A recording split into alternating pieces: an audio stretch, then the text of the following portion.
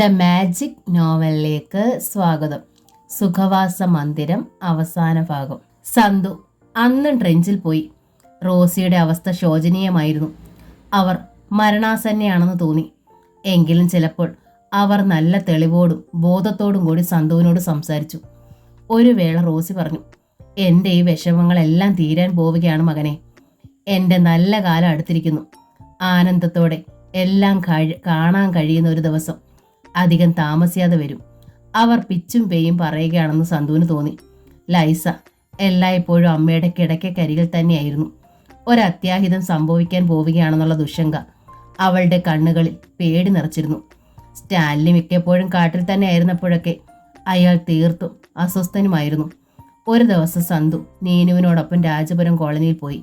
തങ്ങളെ സംബന്ധിച്ച വാസ്തവങ്ങൾ മൂപ്പന്റെ മുന്നിൽ വെളിപ്പെടുത്തിയെന്ന് നീനു അവനെ അറിയിച്ചിരുന്നു. നീനുവിനോടൊപ്പം സന്തുവിനെ കൂടി കണ്ടപ്പോൾ മൂപ്പന് വലിയ സന്തോഷമായി.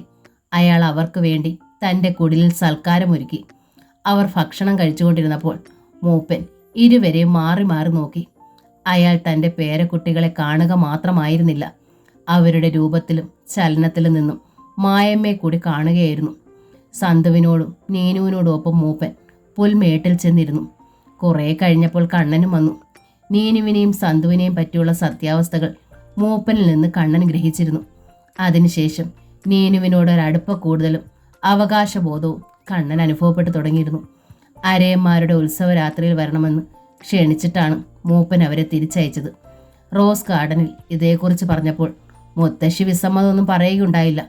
മേരി പക്ഷേ എതിർത്തു. മമ്മിക്ക് ഇതൊന്നും ഇഷ്ടമാവുകയില്ല. നിങ്ങൾ ആ ആദിവാസി കൂട്ടത്തിൻ്റെ കോപ്രായങ്ങൾ കാണാൻ പോകാതിരിക്കുന്നതാ നല്ലത്. അവർ ലഗാനുമില്ലാതെ തുള്ളുന്നത് കാണാൻ അത്ര രസമാണോ? ഞങ്ങൾ വൈകാതെ സ്ഥലം വിടുകയല്ലേ ആൻറ്റി. ഇനി എന്നാ ഞങ്ങൾക്കിതൊക്കെ കാണാനൊക്കുക? സന്തു കെഞ്ചി. എനിക്കറിയണ്ട. മടങ്ങിപ്പോകുന്ന നേരത്തും നിങ്ങൾക്ക് മമ്മിയെ ദേഷ്യം പിടിപ്പിക്കണമെന്നാണെങ്കിൽ ആയിക്കോ. സന്തു നീനു പോവുക തന്നെ ചെയ്തു. രാജപുരം കോളനിയിൽ വലിയ ആഘോഷമായിരുന്നു. പുൽമേടുകൾക്ക് മീതെ നിലാവ് നീന്തുന്ന രാത്രി. മൂപ്പന്റെ കുടിലിന് മുമ്പിൽ വലിയ അഗ്നികുണ്ഡം.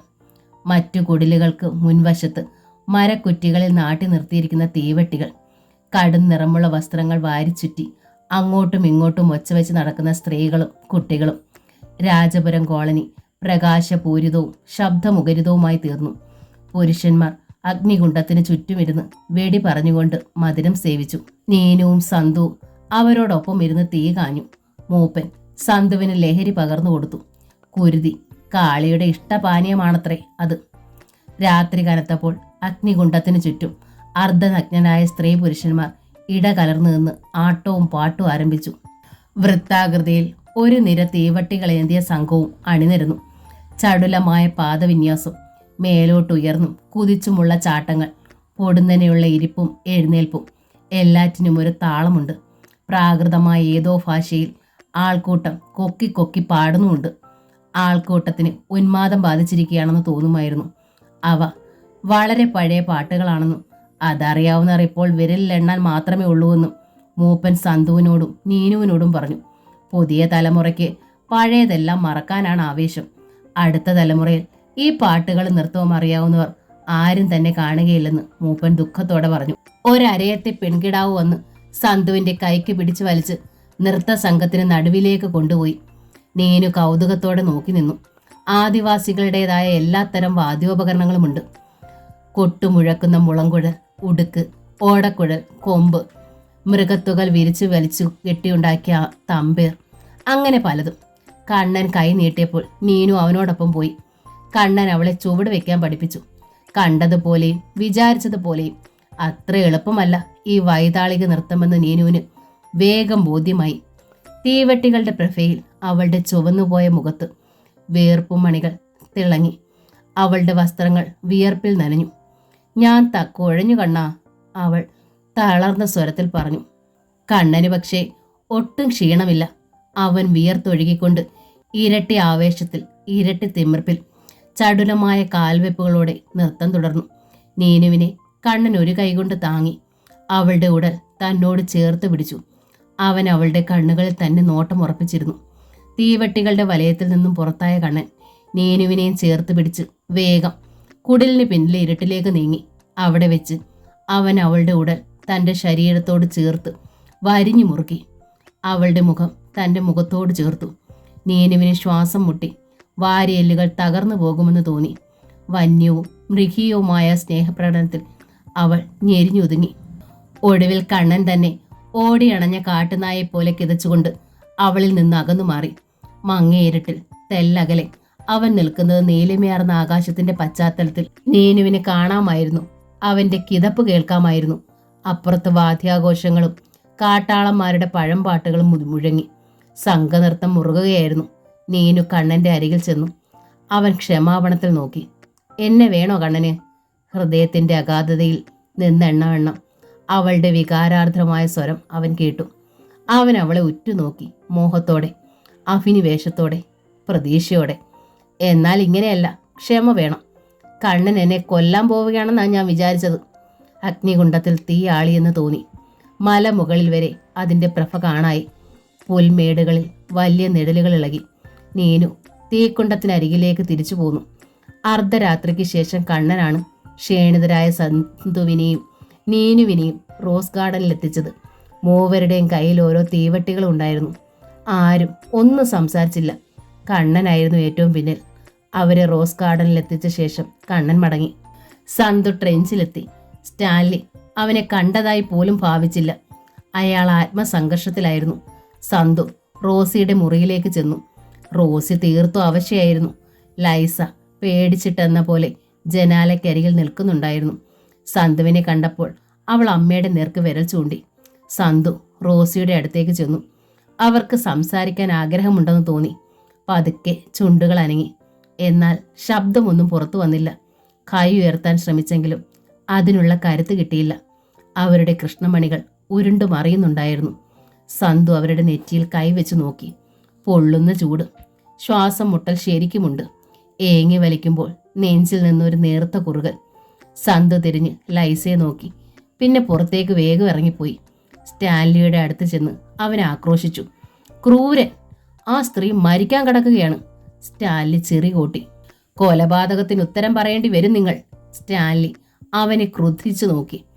ആ ട്രെഞ്ചിനപ്പുറത്ത് നിനക്കെന്താടാ കാര്യം? ഞാൻ കാണിച്ചു തരാം. സന്തു ഒരു കൊടുങ്കാറ്റുപോലെ കുന്നുകയറി റോസ് ഗാർഡനിലേക്ക് പോയി. വീട്ടിൽ ചെന്നുടനെ അവൻ മുത്തശ്ശിയോടും മേരിയോടും റോസിയുടെ അത്യാസന്ന നിലയെക്കുറിച്ച് പറഞ്ഞു. ഒരു ഡോക്ടറെ ട്രെഞ്ചിൽ കൂട്ടിക്കൊണ്ടുപോയി. അവരെ ചികിത്സിക്കേണ്ടത് അത്യാവശ്യമാണെന്നും അറിയിച്ചു. ആ ഒരു സാധു സ്ത്രീ അവിടെ മരിക്കാൻ കിടക്കുകയാണ്. മുത്തശ്ശി മുൻകൈയെടുത്താൽ സ്റ്റാൻലി എതിർക്കാൻ വരില്ലെന്നായിരുന്നു സന്തുവിന്റെ വാദഗതി. ഒടുവിൽ എസ്തേർ മുത്തശ്ശി അതിന് സമ്മതം മൂളി.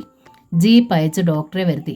ഡോക്ടറോടും സന്തുവിനോടൊപ്പം മുത്തശ്ശിയും മേരിയും കൂടി ട്രെഞ്ചിലേക്ക് പോയി. അവർ ചെല്ലുമ്പോൾ ഭാഗ്യത്തിന് സ്റ്റാൻലി ട്രെഞ്ചിലില്ലായിരുന്നു. അയാൾ കാട്ടിലേക്ക് കടന്നു കഴിഞ്ഞിരുന്നു. ഡോക്ടർ റോസിയെ പരിശോധിച്ചു. നാടി പിടിച്ചു നോക്കി. തീർത്തും മന്ദഗതിയിലായിരുന്നു അവരുടെ ശ്വാസം. കണ്ണ് തുറന്നു പിടിക്കുന്നതും ആളുകളെ നോക്കുന്നതും തന്നെ ആയാസകരമായിരുന്നു. കൈകാലുകൾ ഇടയ്ക്കിടെ വലിയുകയും നിവരുകയും ചെയ്തു.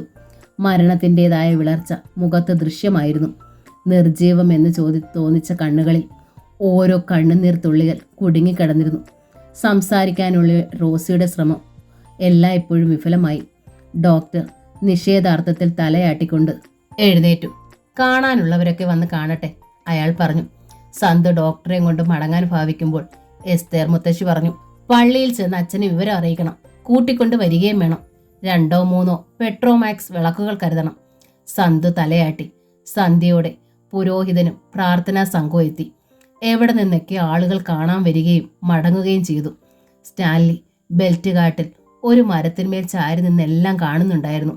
ട്രെഞ്ചിൽ പെട്രോമാക്സ് വിളക്കുകൾ കത്തി. ട്രെഞ്ചിലെ ശക്തമായ വെളിച്ചം സ്റ്റാൻലിക്ക് കാണാമായിരുന്നു. ആളുകൾ ടോർച്ചുകൾ മിന്നിച്ചു വരുന്നതും പോകുന്നതും കണ്ടു. കന്യാസ്ത്രീകളുടെ ഒരു ചെറു സംഘവും എത്തിച്ചേർന്നു. വിശ്രമിക്കുന്ന വന്യമൃഗത്തെപ്പോലെ സ്റ്റാൻലി എല്ലാം കണ്ടുകൊണ്ട് ശാന്തനായി നിന്നു. കൊടുങ്കാറ്റിനു മുമ്പത്തെ ശാന്തത പോലെ അതിഭയാനകമായിരുന്നു അത്. അനേകം മണിക്കൂറുകളായി അയാൾ ഒരേ നിൽപ്പ് തുടങ്ങിയിട്ട്. ട്രെഞ്ചിലൂടെ വന്ന തണുത്ത പിഷറൻ കാറ്റ് അയാളുടെ ഉടുപ്പുകൾ ഒലച്ച് കടന്നുപോയി. ഇരുട്ട് അയാളെ പൊതിഞ്ഞു നിന്നു. ട്രെഞ്ചിന്റെ മുൻഭാഗത്ത് വെച്ചിരുന്ന വിളക്ക് അല്പം മങ്ങി. ട്രെഞ്ചിലെ പുക ചുറ്റി ഏതോ മുറിയിൽ നിന്ന് മരണത്തിന്റെ പാട്ടും ശോകാകുലമായ പ്രാർത്ഥനാ മന്ത്രങ്ങളും കേട്ടു. സ്റ്റാൻലി കയ്യിലിരുന്ന റൈഫിളിൽ മുറുകെ പിടിച്ചു. അയാളുടെ ഉടൽ വിറയ്ക്കാൻ തുടങ്ങി. ആളുകൾ പുറത്തേക്ക് ഇറങ്ങുന്നു. അയാൾക്ക് തീർച്ചയായി അവൾ മരിച്ചു കഴിഞ്ഞു. മരണവേദനയാൽ എന്ന വണ്ണം ഞരങ്ങിക്കൊണ്ട് അയാൾ റൈഫിൾ മരത്തിൽ ആഞ്ഞടിച്ചു. അതിൻ്റെ പാത്തി തകർന്നു. ഇരുമ്പുകുഴലുകൾ വളഞ്ഞു. മരത്തിൻ്റെ പച്ചത്തൊലി ചീന്തി തെറിച്ചു. തോക്ക് വലിച്ചെറിഞ്ഞിട്ട് മാരകമായി അമറിക്കൊണ്ട് അയാൾ അങ്ങുമിങ്ങും പാഞ്ഞു. ഒടുവിൽ ഏതോ മരത്തിലടിച്ച് വീഴുകയും ചെയ്തു. പിന്നെ അനക്കൊന്നും ഉണ്ടായില്ല. പിറ്റേന്ന് വൈകുന്നേരം വരെ സ്റ്റാൻലിയെ കാത്തു. അയാളെ കണ്ടതേയില്ല. ഒടുവിൽ എസ്തേർ മുത്തശ്ശി തന്നെ തീരുമാനമെടുത്തു. ശവമഞ്ചവും വഹിച്ചുകൊണ്ടുള്ള ഒരു ചെറിയ വിലാപയാത്ര ട്രെഞ്ചിൽ നിന്നിറങ്ങി കുന്ന് കയറി പള്ളിയിലെത്തി. ലൈസയും ആൾക്കൂട്ടത്തിലുണ്ടായിരുന്നു. മരണമെന്തെന്ന് അവൾക്കറിയില്ലായിരുന്നു. എങ്കിലും വലിയൊരാപത്ത് സംഭവിച്ചിരിക്കുകയാണെന്ന് മനസ്സിലായി. തൻ്റെ അമ്മയുടെ മുഖം ജീവിതത്തിൽ ഒരിക്കലും ഇനി കാണാനൊക്കില്ല എന്നൊന്നും അവൾക്ക് ചിന്തിക്കാൻ കഴിയുമായിരുന്നില്ല. നിശബ്ദമായി കരഞ്ഞുകൊണ്ട് അവൾ ശവമഞ്ചത്തിന് പിന്നാലെ പോയി. സെമിത്തേരിയിൽ ശവക്കുഴി തയ്യാറാക്കിയിരുന്നു. ആളുകൾ ആ കുഴിയിലേക്ക് അമ്മയുടെ ശവമഞ്ചം എടുത്ത് താഴ്ത്തുന്നത് കണ്ട് ലൈസ ഞടുങ്ങി. പെട്ടിയുടെ മൂടി തുറന്നു അമ്മയുടെ കൈ പിടിച്ച് എഴുന്നേൽപ്പിച്ചുകൊണ്ട് ട്രെഞ്ചിലേക്ക് തിരിഞ്ഞോടണമെന്ന് അവൾ വിചാരിച്ചു. ശവപ്പെട്ടിയുടെ മീതേക്ക് മണ്ണ് വെട്ടിയിടുന്ന ഒച്ച കേട്ട് ലൈസ ഉറക്കെ കരഞ്ഞു. തൻ്റെ അമ്മയെ കുഴിയിലിട്ട് മൂടുന്നവരെ തടയാൻ വേണ്ടി അവൾ മുന്നോട്ട് കുതിച്ചു. ആരൊക്കെയോ അവളെ പിടിച്ചു നിർത്തി. ശവക്കുഴി നികന്നു വന്നു. അതൊരു ചെറിയ മൺകൂനയായി. ആളുകൾ നാനാ വഴിക്കും പിരിഞ്ഞു തുടങ്ങി. ലൈസയെ മുത്തശ്ശിയും മേരും കൂടി റോസ് ഗാർഡനിലേക്ക് കൊണ്ടുപോയി. പള്ളിയിലെ ഏർപ്പാടുകൾ തീർക്കാൻ ബെഞ്ചമിനെയും സന്തുവിനെയുമാണ് മുത്തശ്ശി ഏൽപ്പിച്ചിരുന്നത്. പള്ളിയിൽ നിന്ന് ഇറങ്ങുമ്പോൾ തന്നെ നന്നേ ഇരുട്ടി. ശവക്കോട്ടയുടെ ഉയരം കുറഞ്ഞ മതിലിനരികിലൂടെയാണ് റോഡ്. തണുപ്പ് കാറ്റ് ശക്തിയായി വീശുന്നുണ്ടായിരുന്നു.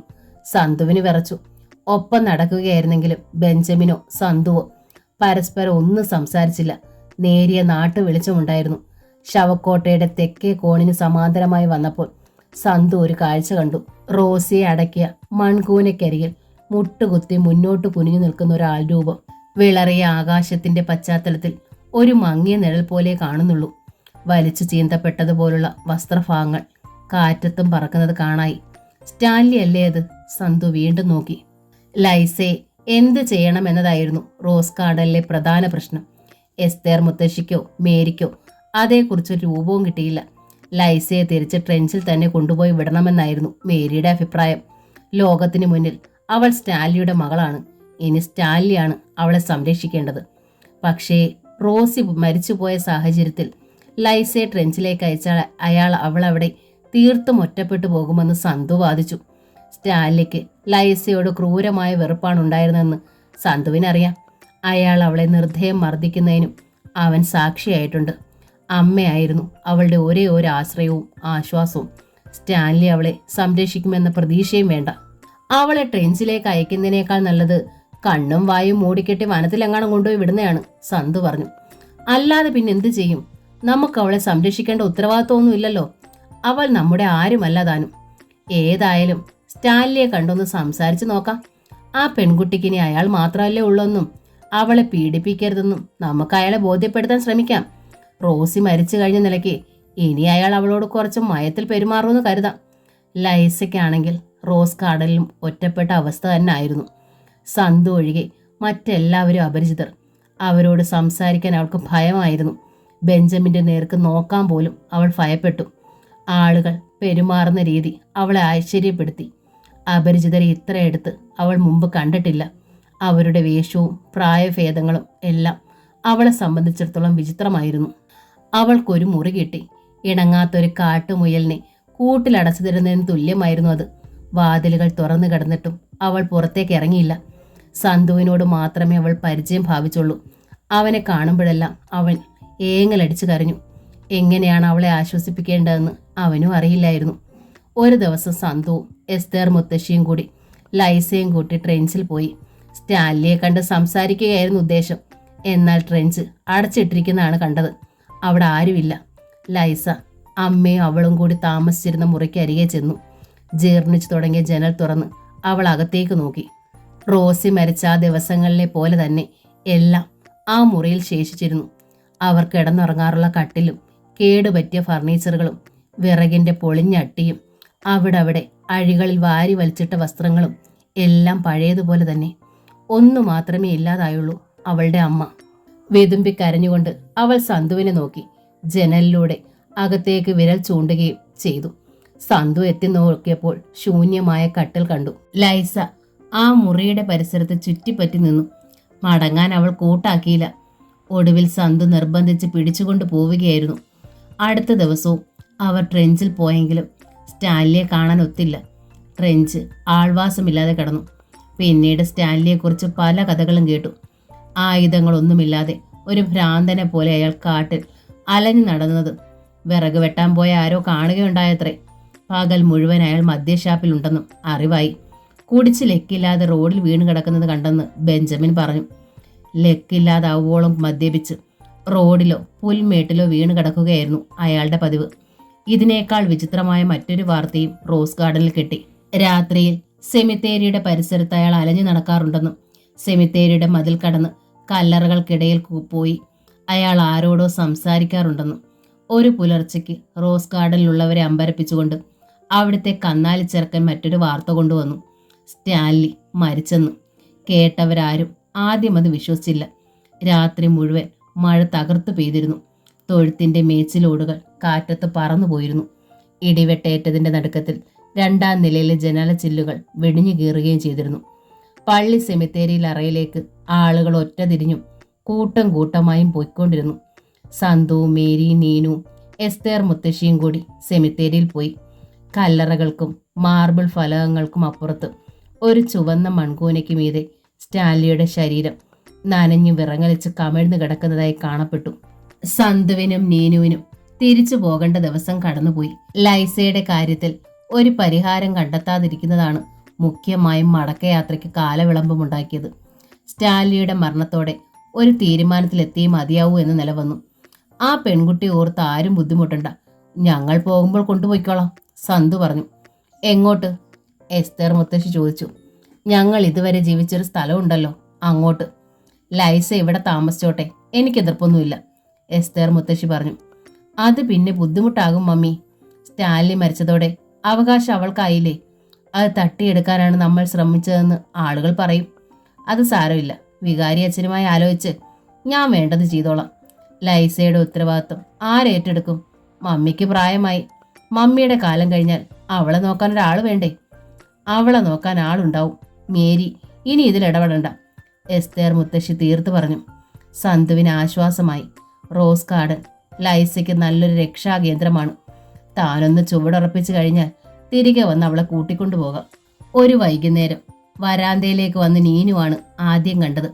റോസ് ഗാർഡന്റെ അങ്കണത്തിൽ കിറ്റും തൂക്കി സംശയിച്ചു നിൽക്കുന്ന ആളിനെ. സനൽ. സന്തുവിനോട് വിളിച്ചു പറഞ്ഞിട്ട് അവൾ ഓടിയിറങ്ങി വന്നു. സനൽ, അവൾ ആഹ്ലാദത്തോടെ അവന്റെ കൈ പിടിച്ചമർത്തി. എങ്ങനെ ഇവിടെ തപ്പിപ്പിടിച്ചെടുത്തു? ഒന്നും പറയണ്ട. സന്തു എവിടെ? അയാൾ മുകളില. നീനു അയാളുടെ ബാഗ് വാങ്ങി. വാ. നീനുവിന്റെ പിന്നാലെ നീളൻ വരാന്തയിലേക്ക് കയറിയപ്പോൾ സനൽ ചോദിച്ചു, ആ രാക്ഷസി ഉണ്ടോ ഇവിടെ? ആര്? നിന്റെ മുത്തശ്ശി. താക്കീത് ചെയ്യുന്നവണ്ണം അവൾ അയാളെ നോക്കി. മുത്തശ്ശി ഹാളിലൂടെ നടന്നു വരുന്നുണ്ടായിരുന്നു. മുത്തശ്ശി, ഇത് സനൽ, അങ്കിളിന്റെ മകൻ. ഇവരുടെ വീട്ടിലാണ് ഞങ്ങൾ. മുത്തശ്ശി അയാളെ സൂക്ഷിച്ചു നോക്കിയിട്ട് തലയാട്ടി. സനൽ. സന്തു കോണിപ്പടിയിൽ നിന്ന് ഉറക്കെ വിളിച്ചു. ഹായ്. സന്തു അയാളുടെ അടുത്തേക്ക് ഓടി വന്നു. അയാളെ പിടിച്ചു തള്ളിക്കൊണ്ടുപോയി സോഫയിലിരുത്തി. അരികിലിരുന്നു അവനും. എന്തൊക്കെയുണ്ട് വിശേഷം? അവിടെ എന്ത് വിശേഷം? പോറടിച്ച് ചാവാറായി. നിങ്ങളെ കാണാഞ്ഞിട്ട് വിഷമിച്ചിരിക്കുക എല്ലാവരും. കത്ത് കിട്ടിയില്ലേ? ഞാനും നീനും എഴുതിയിരുന്നല്ലോ. അത് 2-3 ആഴ്ച മുമ്പല്ലേ. പപ്പ പറഞ്ഞു അന്വേഷിച്ചു വരാൻ. എന്താ പറ്റിയെന്ന്. വല്ല അസുഖമോ മറ്റോ ആണെന്നല്ലേ ഞങ്ങളുടെ പേടി. കയ്യോടെ പിടിച്ചുകൊണ്ട് എല്ലാനാ ഉത്തരവ്. കുശലം പറച്ചിലും മറ്റുമായി അവർ കുറേ സമയം അങ്ങനെ ചെലവഴിച്ചു. സന്തു മേരിയെ വിളിച്ച് സനലിനെ പരിചയപ്പെടുത്തി കൊടുത്തു. മുത്തശ്ശി അവരുടെ മുറിയിലേക്ക് പോയി കഴിഞ്ഞിരുന്നു. ഇടയ്ക്കൊരു തവണ നീനു മുത്തശ്ശിയുടെ അടുത്ത് ചെന്നു. അവർ പഴയതുപോലെ ജനാലിൻ്റെ അടുത്ത് കസേര വലിച്ചിട്ടു. ജനാല തുറന്ന് വെച്ച താഴ്വരയിൽ നരച്ച മൂടൽമഞ്ഞ് പരക്കുന്നത് നോക്കുകയായിരുന്നു. മുത്തശ്ശി, നീനു വിളിച്ചു. അവർ അവളെ കുറ്റപ്പെടുത്തും വിധം നോക്കി. എങ്കിലും ദയനീയമായിരുന്നു അവരുടെ മുഖഭാവം. അവൻ എന്തിനാ വന്നത്? ഞങ്ങളെ കാണാഞ്ഞ്. തിരികെ കൊണ്ടുപോകാൻ അല്ലേ? മുത്തശ്ശി അവളുടെ മുഖത്തേക്ക് തന്നെ നിമിഷങ്ങളോളം ഉറ്റുനോക്കി നിന്നു. മലകളുടെ പിന്നിൽ നിന്ന് ചന്ദ്രൻ ഉദിച്ചു പൊങ്ങി. ഒറ്റ തിരിഞ്ഞ മരങ്ങളുടെ നിഴൽ മണ്ണിൽ പതിഞ്ഞു. എനിക്ക് നല്ലതുപോലെ തണുക്കുന്നു, സനൽ പറഞ്ഞു. നമുക്ക് തിരിച്ചു പോകാം. നീനു എഴുന്നേറ്റു. സ്റ്റെപ്പിയിൽ നിന്നും അവർ താഴേക്കിറങ്ങി. റോസ് ഗാർഡനിൽ താമസിച്ചു വന്നപ്പോൾ മുതലുണ്ടായ എല്ലാ സംഭവങ്ങളും അവൾ അയാളെ അറിയിച്ചു കഴിഞ്ഞിരുന്നു. നല്ല പ്രദേശമാണിവിടം. റോസ് ഗാർഡനും എനിക്കിഷ്ടപ്പെട്ടു. ഇവിടെ വന്ന് താമസിച്ചാൽ തിരിച്ചു പോകാൻ തോന്നുകയില്ല. സ്നേഹിക്കാൻ ആരെയെങ്കിലും കിട്ടിയാൽ ഒട്ടും, സനൽ പറഞ്ഞു. എനിക്കിവിടെ ഒരുപാട് ഇഷ്ടമായി. പക്ഷെ തിരിച്ചു പോകാതെ പറ്റില്ലല്ലോ. സന്തു അല്ലേ അത്? നമ്മളെ അന്വേഷിച്ച് വരികയാണെന്ന് തോന്നുന്നു, സനൽ പറഞ്ഞു. സന്തു ഒറ്റയ്ക്കായിരുന്നില്ല. ലൈസ അവൻ്റെ പിന്നാലെ ഉണ്ടായിരുന്നു. സനലും നീനുവും ഇറങ്ങിച്ചെല്ലുന്നത് കണ്ട് അവർ നിന്നു. നമുക്ക് നാളെ തന്നെ തിരിച്ചു പോകണം. പപ്പ അങ്ങനെയാണ് പറഞ്ഞയച്ചിരിക്കുന്നത്, സനൽ പറഞ്ഞു. സന്തുവിനോട് ചോദിക്കാം എന്ന് പോകാൻ ഒക്കുമെന്ന്. നാളെ ഏതായാലും പറ്റില്ല. സന്തുവിനോട് പിന്നീട് ഇക്കാര്യം പറഞ്ഞപ്പോൾ 3 ദിവസം കൂടിയെങ്കിലും കഴിയണമെന്ന് അവൻ പറഞ്ഞു. ലൈസയ്ക്ക് കുറേ മാറ്റം കാണുന്നുണ്ടായിരുന്നു. എസ്തേർ മുത്തശ്ശിയെയും മേരിയെയും അവൾ ഇഷ്ടപ്പെട്ടു തുടങ്ങിയിരുന്നു. മുത്തശ്ശി അവളോട് വാത്സല്യത്തോടെയാണ് പെരുമാറിയത്. സന്തുവിനോടും നീനുവിനോടും ഒപ്പം അവൾ പുൽമേടുകളിൽ നടക്കാൻ പോവുകയും അവരോടൊപ്പം ആഹ്ലാദിക്കുകയും ചെയ്തു. അവളുടെ സങ്കോചം ക്രമേണ മാറി വരുന്നുണ്ടായിരുന്നു. മടങ്ങിപ്പോകാൻ തീരുമാനിച്ചതിൻ്റെ തലേ ദിവസം സനലും സന്തുവും നീനുവും കൂടി രാജപുരം കോളനിയിൽ പോവുകയുണ്ടായി. മൂപ്പനോട് അവർ യാത്ര പറഞ്ഞു. അവർ മടങ്ങിപ്പോകുന്നതിൽ മൂപ്പന് അളവറ്റ ദുഃഖമുണ്ടായിരുന്നു. ഞങ്ങൾ ഇനിയും വരും, നീനു അയാളെ ആശ്വസിപ്പിച്ചു. മൂപ്പൻ അവരെ രണ്ടുപേരെയും ചേർത്ത് പിടിച്ചു. എൻ്റെ മായമ്മയുടെ ഓർമ്മയ്ക്ക് ഇനി നിങ്ങളല്ലേ ഉള്ളൂ. വൃദ്ധൻ അവരെ അനുഗ്രഹിച്ചാണ് അയച്ചത്. കണ്ണനോട് നീനു പ്രത്യേകമായി യാത്ര ചോദിക്കുകയുണ്ടായി. നീനു പോവുകയാണെന്നറിഞ്ഞപ്പോൾ മുതൽ അവൻ കടുത്ത നിരാശയിലായിരുന്നു. വിഷാദം തുളുമ്പി അവൻ്റെ കണ്ണുകളിലേക്ക് നോക്കി നീനു പറഞ്ഞു, പോയിട്ട് ഞാൻ വരും. എൻ്റെ നാടല്ലേ ഇത്, എൻ്റെ അമ്മയുടെ നാട്. എനിക്കിവിടം ഒരുപാട് ഇഷ്ടമാ. കണ്ണനെയും. കണ്ണനൊന്നും പറഞ്ഞില്ല. മ്ലാനവദനായി അവളെ തന്നെ നോക്കി നിന്നു. സന്തു നീനു റോസ് ഗാർഡനിലേക്ക് മടങ്ങി. ആരാ കണ്ണൻ? സനൽ തെല്ലസൂയോടെ നീനുവിനോട് ചോദിച്ചു. എൻ്റെ കൂട്ടുകാരൻ, അവൾ പറഞ്ഞു. നിന്റെ അമ്മയുടെ ബന്ധുവാണോ? ആയിരിക്കില്ല. സനൽ ഒന്ന് മൂളി. അവർ തിരികെ റോസ് ഗാർഡനിലെത്തിയപ്പോൾ അവരെ കാത്ത് ഒരാൾ മുറ്റത്ത് നിന്നിരുന്നു.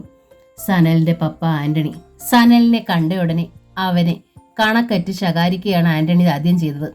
ഇവർ തിരിച്ചു വരുന്നുണ്ടെങ്കിലും ഇല്ലെങ്കിലും ഉടൻ തന്നെ മടങ്ങണമെന്ന് പറഞ്ഞല്ലേ നിന്നോട് ഞാൻ ഇങ്ങോട്ട് അയച്ചത്. സനലിന് മറുപടിയില്ലായിരുന്നു. എന്താ നീ മിണ്ടാത്തത്? 2-3 ദിവസം കഴിഞ്ഞാൽ ഇവരും പുറപ്പെടുകയാണെന്ന് പറഞ്ഞു. നാളെ ഞങ്ങൾ ഒന്നിച്ചു പോരാനിരിക്കുകയായിരുന്നു. ആന്റണി സന്തുവിനെയും നീനുവിനെയും നോക്കി. അവരെ വഴക്ക് പറയാൻ അയാൾ നാവെടുത്തതാണ്. നീനു പുഞ്ചിരിച്ചുകൊണ്ട് ഓടിച്ചെന്ന് അയാളുടെ കൈകളിൽ തൂങ്ങി. അങ്കിളിനെ കണ്ടിട്ട് എത്ര നാളായി. സന്തു അരിയിലെത്തി. അങ്കിൾ എപ്പോൾ വന്നു? ഒരുപാട് നേരമായോ? ഞങ്ങളെന്നും അങ്കിളിൻ്റെ കാര്യം പറയും. ആന്റണിക്ക് പിന്നെ ഒന്നും മിണ്ടാൻ തോന്നിയില്ല. അവളുടെ കാര്യത്തിൽ എല്ലായ്പ്പോഴും തോന്നിയിട്ടുള്ള മാതാപിതാക്കളില്ലാത്ത കുഞ്ഞുങ്ങളെന്ന ആ സഹാനുഭൂതിയും അലിവും ഇപ്പോഴും അയാളെ കീഴടക്കി. നീനുവിൻ്റെ ശിരസിൽ അയാൾ തലോടി. നിനക്ക് ഞാൻ വെച്ചിട്ടുണ്ട്, അങ്ങോട്ട് ചെല്ലട്ടെ, വാ. നീനു അയാളുടെ കൈക്ക് പിടിച്ച് വലിച്ചുകൊണ്ട് വീട്ടിനുള്ളിലേക്ക് കയറിപ്പോയി. രാത്രി എല്ലാവരും ഒന്നിച്ചിരുന്ന് ഭക്ഷണം കഴിച്ചു. ആന്റണി ആരോടും അധികം സംസാരിച്ചില്ല. അയാൾ ക്ഷീണിതനും ഉത്കണ്ഠാകുലനുമായി കാണപ്പെട്ടു. അത്താഴ മേശയിൽ എല്ലാവരും തന്നെ നിശബ്ദരായിരുന്നു. ആന്റണി ആരാണെന്ന് മേരിയോട് ചോദിച്ചറിഞ്ഞതല്ലാതെ എസ്തേർ മുത്തശ്ശി ഇതുവരെ അയാളോട് സംസാരിക്കുകയുണ്ടായില്ല. ആന്റണി അവരോട് സംസാരിച്ചില്ല. ഏതായാലും അയാൾക്ക് താമസിക്കാനുള്ള സൗകര്യം ചെയ്തു കൊടുക്കണമെന്ന് എസ്തേർ മുത്തശ്ശി മേരിയോട് നിർദ്ദേശിച്ചിരുന്നു. അത്താഴത്തിന് ശേഷം ഓരോരുത്തരും അവരവരുടെ മുറികളിലേക്ക് പിരിഞ്ഞു പോന്നു. ആന്റണി മുകളിൽ സന്തുവിൻ്റെ മുറിയിലെത്തി. സനലും അവിടെ ഉണ്ടായിരുന്നു. നീനുവിനെ കൂടി അങ്ങോട്ട് വിളിച്ചു. നാളെ രാവിലെ നമ്മൾ പുറപ്പെടുകയാണ്. നിങ്ങളെ കൂട്ടിക്കൊണ്ടുപോകാനാണ് ഞാൻ വന്നത്. സന്തുവും നീനുവും ഒന്നും മിണ്ടിയില്ല. പോരാൻ ആർക്കും മടിയൊന്നുമില്ലല്ലോ. മടിയൊന്നുമില്ല, പക്ഷേ തിരിച്ചവിടെ ചെന്നിട്ടുള്ള ജീവിതത്തെക്കുറിച്ച് ആലോചിക്കുമ്പോൾ സന്തു പറഞ്ഞു, ഇത്രയും കാലം ജീവിച്ചില്ലേ, അതുപോലൊക്കെ കഴിയാം. അങ്കിളിനെ ഇനിയും ബുദ്ധിമുട്ടിക്കുന്ന കാര്യം ഓർത്തിട്ടാ ഞങ്ങളുടെ ആവശ്യങ്ങളെല്ലാം നിർവഹിച്ചു തന്ന് ഇത്രയും കാലം ഞങ്ങളെ വളർത്തി. അങ്കിളിനൊരു വിശ്രമം തരാൻ അതൊന്നും സാരമില്ല. എനിക്ക് 3 മക്കളുണ്ടെന്നേ ഞാൻ കരുതിയിട്ടുള്ളൂ. നമുക്കൊരു നല്ല കാലം ഉണ്ടായിരുന്നപ്പോൾ നമ്മൾ സുഖമായി സന്തോഷമായി ജീവിച്ചില്ലേ. ഇപ്പോൾ ശകലം ഞെരുക്കത്തിലാണെന്നല്ലേ ഉള്ളൂ.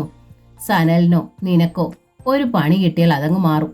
ഞാൻ പലരോടും പറഞ്ഞിട്ടുണ്ട്, സന്തുവിന് ചിലപ്പോൾ ആ തടിമില്ലിൽ ഒരു പണി ഒത്തു വന്നേക്കും.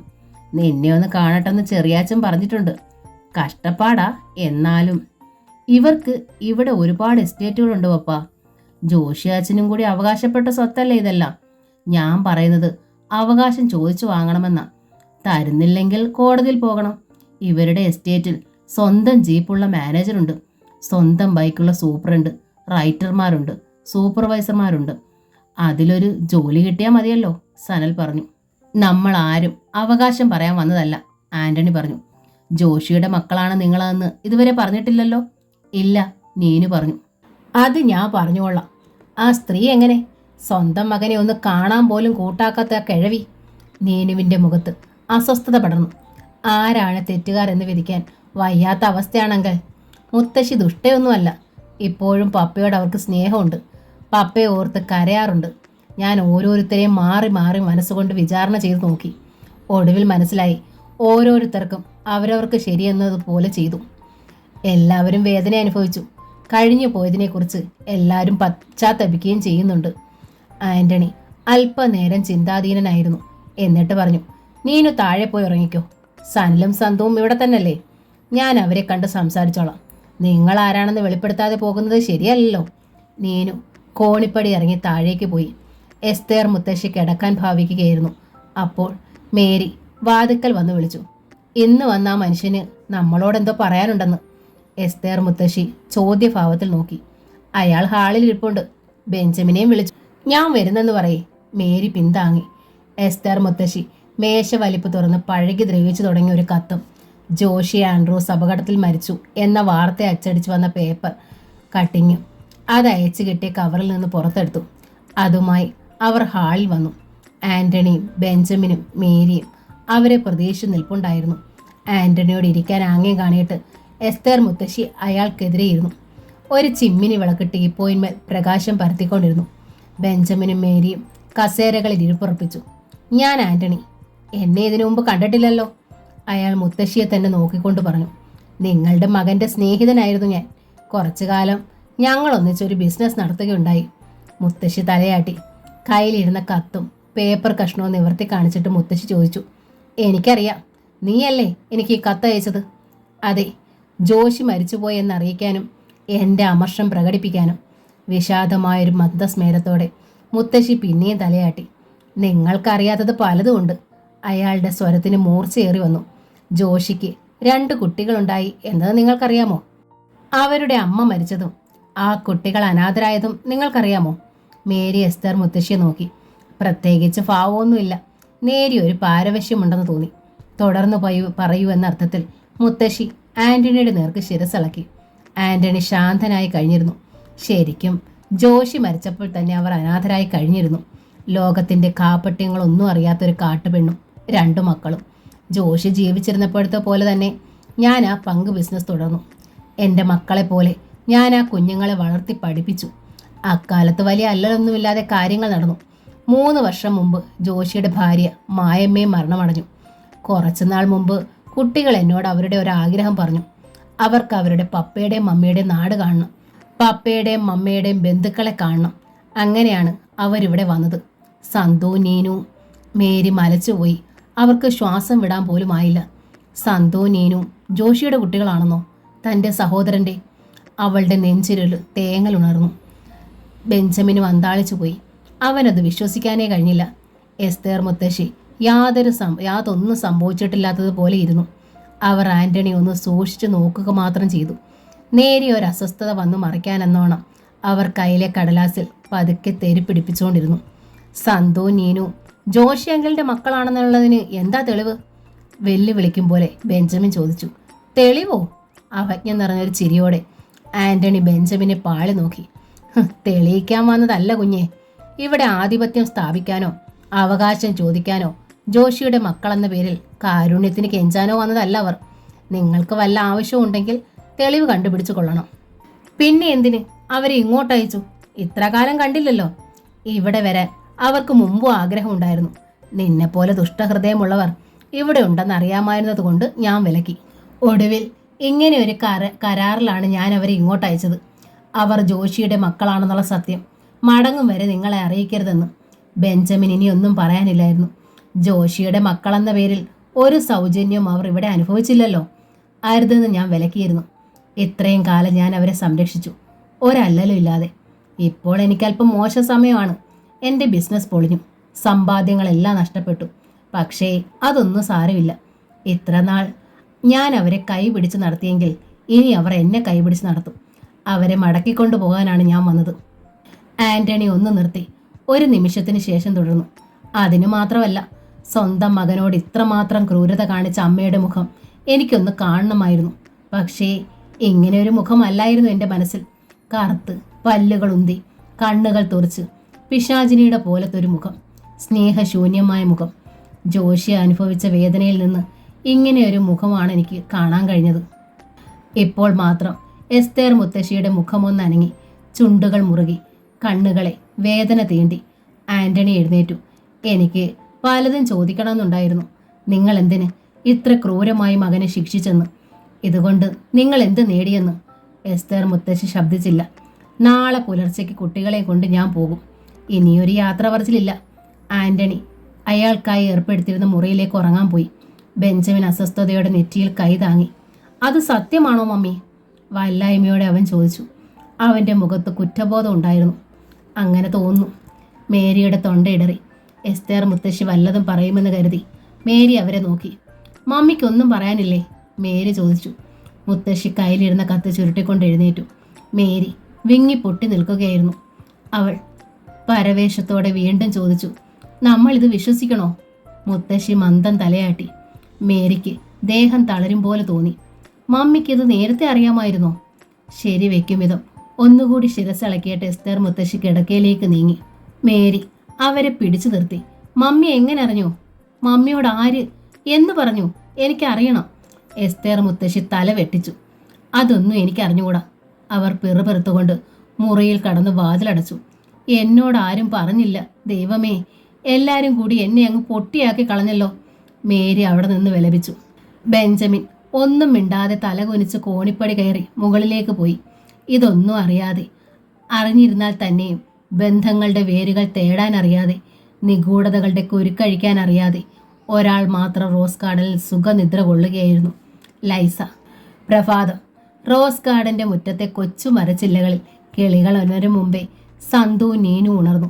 താഴ്വരകളിലെല്ലാം മൂടൽ മഞ്ഞ് കിടന്നിരുന്നു.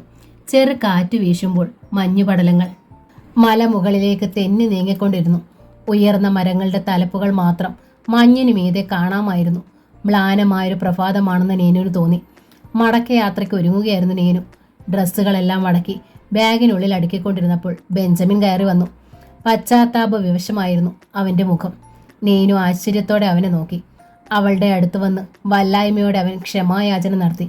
ഞാൻ നീനുവിനോട് മോശമായിട്ട് പെരുമാറി, വളരെ മോശമായിട്ട്. ക്ഷമിക്കണം.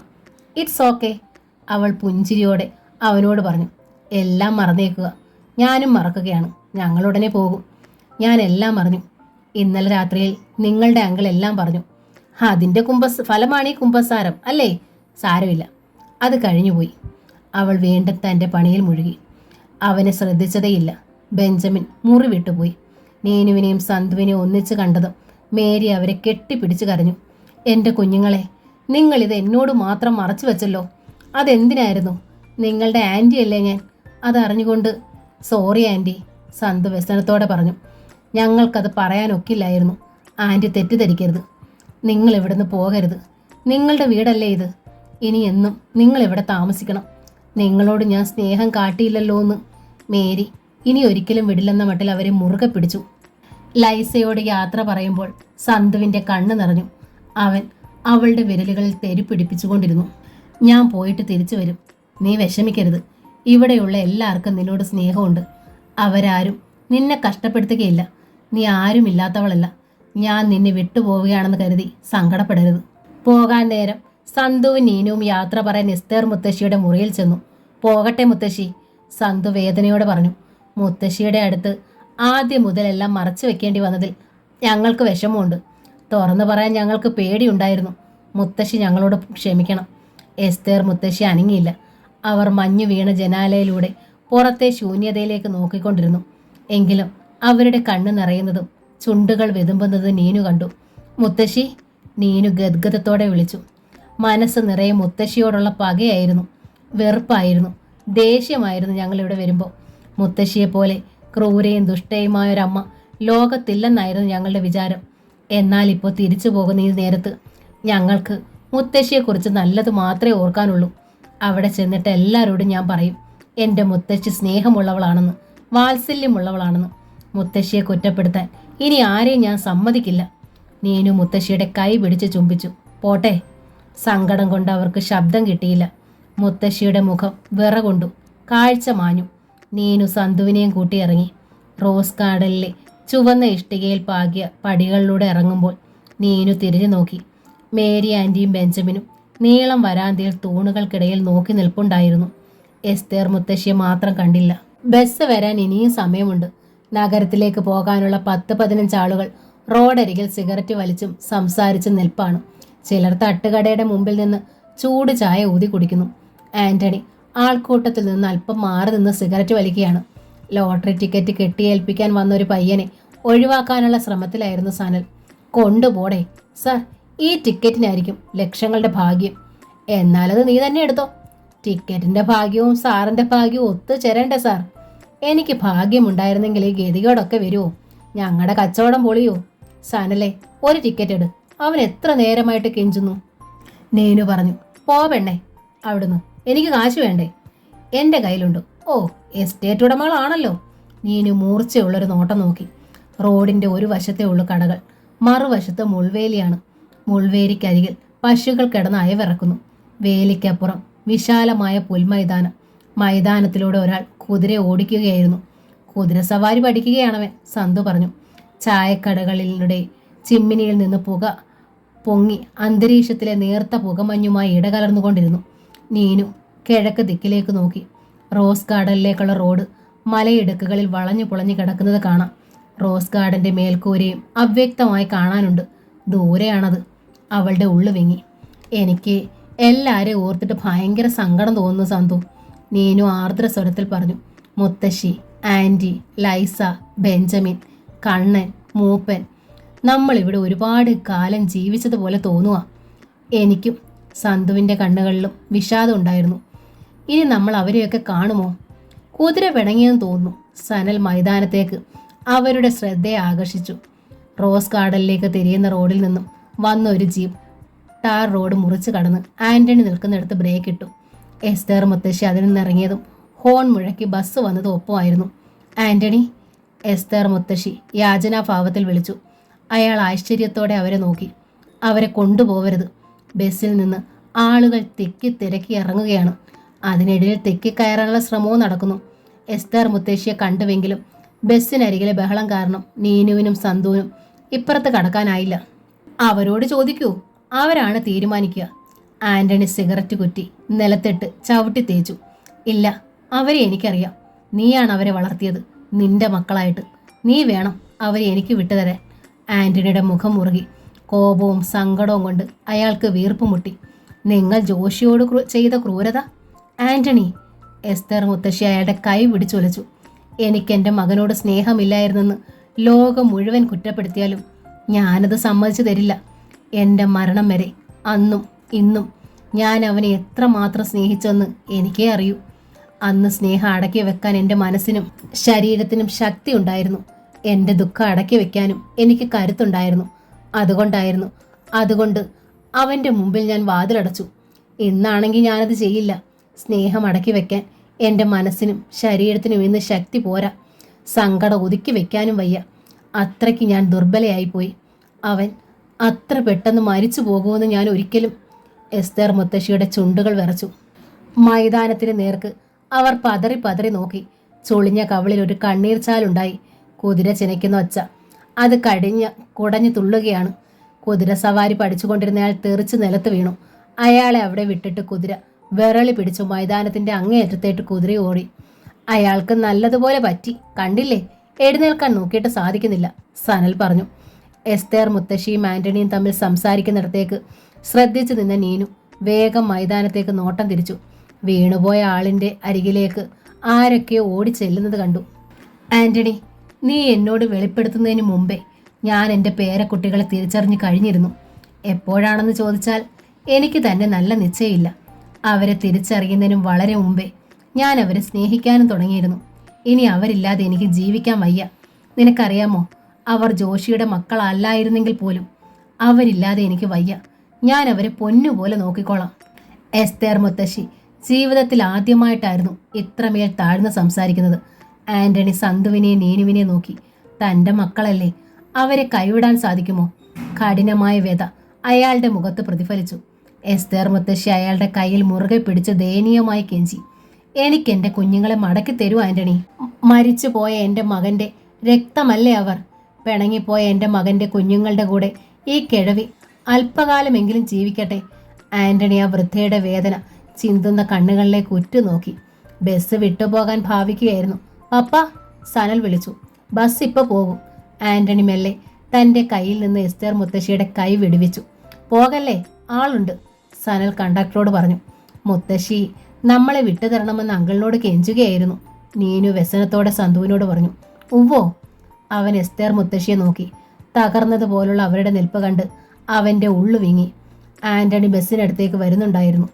ആരെയും അയാൾ നോക്കിയില്ല, പ്രത്യേകിച്ച് സന്തുവിനെയും നീനുവിനെയും. അയാളുടെ മുഖം കലുഷമായിരുന്നു. വേഗം കയറ്, കണ്ടക്ടർ തിടുക്കം കൂട്ടി. സനൽ ആദ്യം കയറി, പിറകെ ആന്റണി. സന്തു നീനുവും കയറാൻ തിന്നപ്പോൾ ചവിട്ടുപടിയിൽ നിന്നുകൊണ്ട് ആന്റണി തടഞ്ഞു.